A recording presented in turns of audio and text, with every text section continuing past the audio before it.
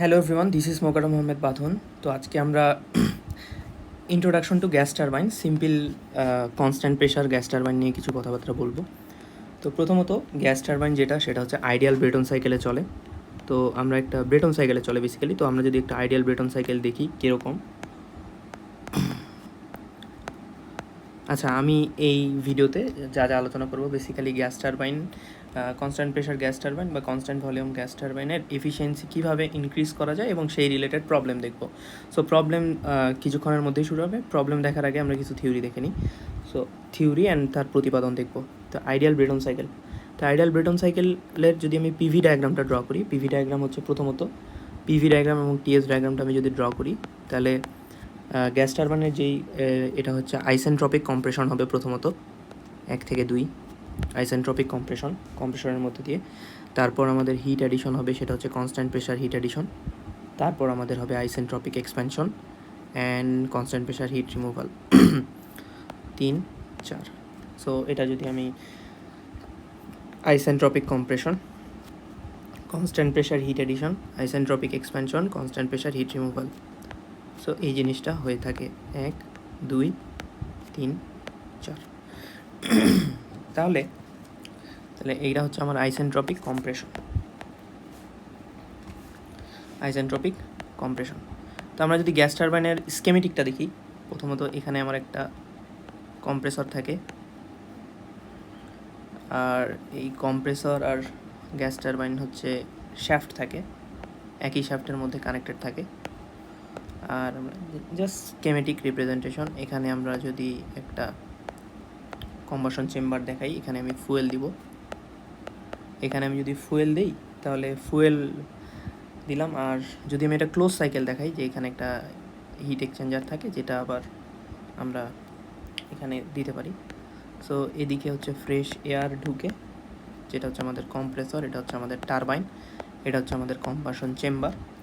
তো এয়ারকে কম্প্রেস করে, তার মানে 1 থেকে 2 হচ্ছে আইসেন্ট্রপিক কম্প্রেশন।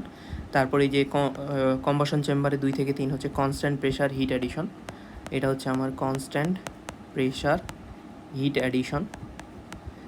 এরপর আমাদের যে টারবাইনে যেটা হয় হচ্ছে আইসেন্ট্রপিক এক্সপ্যানশন হয়, আইসেন্ট্রপিক এক্সপ্যানশন অ্যান্ড ফাইনালি এই হিট রিলিজ, যেটা কনস্ট্যান্ট প্রেশার হিট রিমুভালে প্রসেসে আমরা ধরে থাকি ব্রেটন সাইকেল। তো আমরা হচ্ছে ব্রেটন সাইকেলের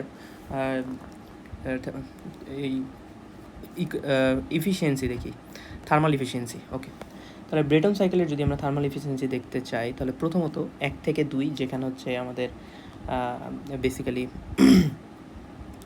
হিট এডিশন হচ্ছে। তো আমাদের থার্মাল এফিসিয়েন্সি যখন আমরা আলোচনা করব, গ্যাস টারবাইনের এফিসিয়েন্সি না, টারবাইনের এফিসিয়েন্সি না, আমরা যখন থার্মাল এফিসিয়েন্সি নিয়ে আলোচনা করব, তখন আমরা যেই জিনিসটা দেখব যে এইখানে আমাদের এই কী পরিমাণ হিট আমি সাপ্লাই দিছি Q1, আর এই যে এটা আমার কী পরিমাণ হিট চলে গেছে Q2। সো আমরা যদি 2 থেকে 3-এ দেখি যে আমরা কী পরিমাণ হিট সাপ্লাই দিছি, Q1 হচ্ছে আমরা লিখতে পারি CP into T3 minus T2। And আমরা যদি দেখি যে আমরা কী পরিমাণ হিট রিমুভ হয়েছে, যেটা হচ্ছে আমার Q2 এর মান হবে CP into T4 minus T1।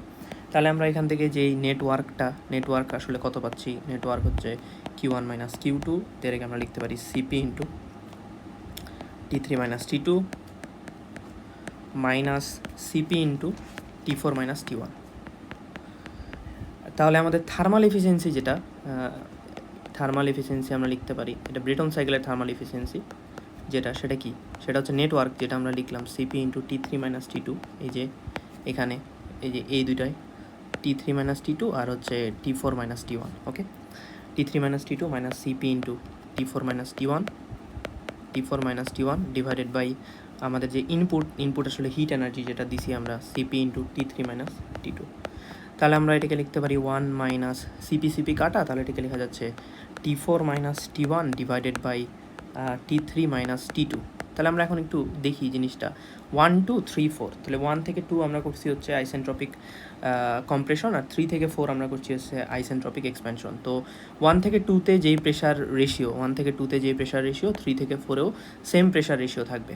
তাহলে আমরা এখান থেকে বলতে পারছি যে T2/T1 is equal two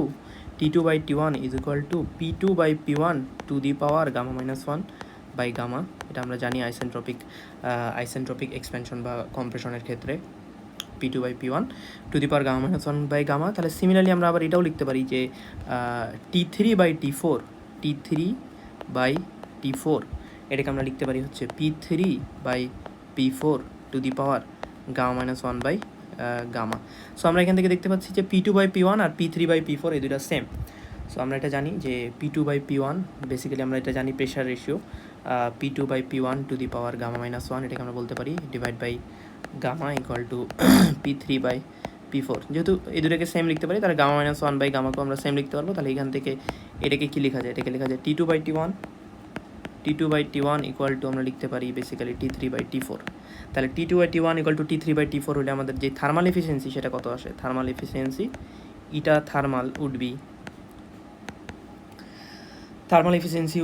1 minus, যদি আমি এখান থেকে T1 কমন নিই তাহলে চলে আসছে T4 by T1 minus 1। Similarly যদি আমি এখান থেকে T2 কমন নিই তাহলে চলে আসছে T3 বাই T2 মাইনাস 1। এখন এই যে T3 বাই T2 আর এটাকে এখান থেকে আমি লিখতে পারি যে T3 by T2 equal to T4 by T1। So এটা আমি লিখতে পারি। সো এটা কাটা, তাহলে আমাদের থার্মাল এফিসিয়েন্সি হয়ে যাচ্ছে eta T of a Brayton cycle 1 minus T1 by T2। তার মানে ব্রেটন সাইকেলের থার্মাল এফিসিয়েন্সি হচ্ছে প্রথমবার যেই কম্প্রেশন করলাম 1 থেকে 2 সেটাই, অর্থাৎ এটা হচ্ছে lower temperature by higher temperature. এই যে লোয়ার কম্প্রেশনে এবং হায়ার কম্প্রেশন মানে কম্প্রেসরের ক্ষেত্রেই আমরা দেখতে পাচ্ছি যে আমরা ব্রেটন সাইকেলের থার্মাল এফিসিয়েন্সি। সো এটা ছিল আমাদের ব্রেটন সাইকেলের থার্মাল এফিসিয়েন্সি।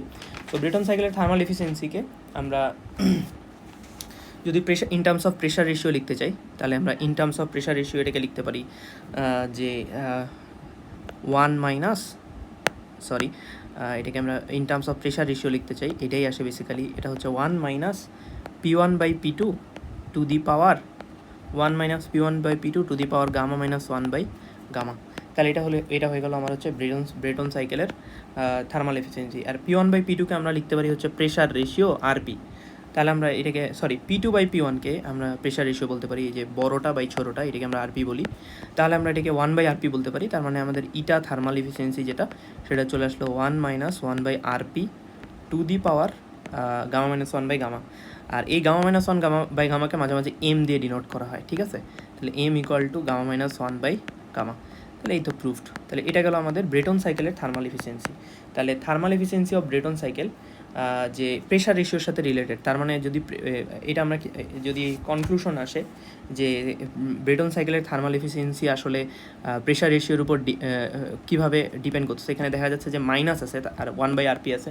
তার মানে আমরা এই গ্রাফটা যদি আঁকাই যে থার্মাল এফিসিয়েন্সি আর এখানে প্রেশার রেশিও, তাহলে আমরা দেখবো যে প্রেশার রেশিও যদি আমি বাড়াই তাহলে আমার RP যদি আমি বাড়াই তাহলে আমার থার্মাল এফিসিয়েন্সি বাড়বে, অর্থাৎ প্রেশার রেশিও বাড়লে আমার থার্মাল এফিসিয়েন্সি বাড়বে। থার্মোডাইনামিক্স কনস্ট্যান্ট প্রেশার গ্যাস টারবাইনের ক্ষেত্রে আমরা যেটা দেখলাম যে কনস্ট্যান্ট প্রেশার গ্যাস টারবাইনের ক্ষেত্রে আমাদের যেই থার্মাল এফিসিয়েন্সি, যদি আমরা কনস্ট্যান্ট প্রেশার গ্যাস টারবাইনের থার্মাল এফিসিয়েন্সি এর কথা চিন্তা করি তাহলে 1 minus 1 by RP to the power M। তার মানে যদি এর প্রেশার রেশিও বাড়ে তাহলে হচ্ছে ইফিসিয়েন্সি বাড়বে, প্রেশার রেশিও বাড়লে ইফিসিয়েন্সি বাড়বে।